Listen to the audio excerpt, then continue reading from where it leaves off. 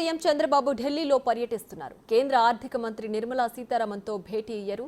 రాష్ట్రానికి రావాల్సిన నిధులపై ఆమెతో చర్చించారు. నిర్మలాతో సమావేశం తర్వాత చంద్రబాబు విదేశాంగ మంత్రి జయశంకర్ను కలిశారు. ఎన్డీఏ తరపున రేపు చంద్రబాబు, పవన్ మహారాష్ట్ర ఎన్నికల ప్రచారంలో పాల్గొంటారు. గన్నవరం నుంచి రేపు పవన్ కళ్యాణ్ ముంబైకి వెళతారు.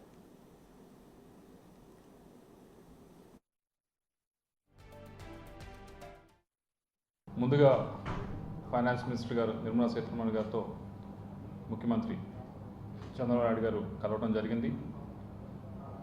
ముఖ్యమైన ఇష్యూస్ ఆ మీటింగ్లో రెండు ఉన్నాయి.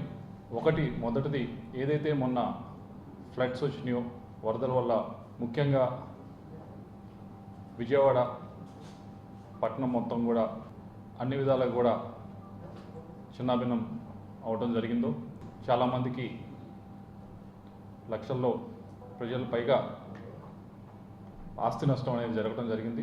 దాన్ని ఎదుర్కోవటానికి, దాన్ని అధిగమించడానికి ముఖ్యమంత్రి గారు ఏదైతే జిఎస్టీ ఉందో దానిపైన 1% సర్ఛార్జ్ కోరటం జరిగింది ఫైనాన్స్ మినిస్టర్ గారిని. దాంతో నష్టపోయిన ప్రాంతాల్లో ఏదైతే ఇన్ఫ్రాస్ట్రక్చర్ కానీ మిగతా విషయాల్లో ఎక్కడైతే నష్టపోయామో వాటన్నింటినీ కూడా పూరించేదానికి ఈ 1% జిఎస్టీ పెంచమని కోరటం జరిగింది.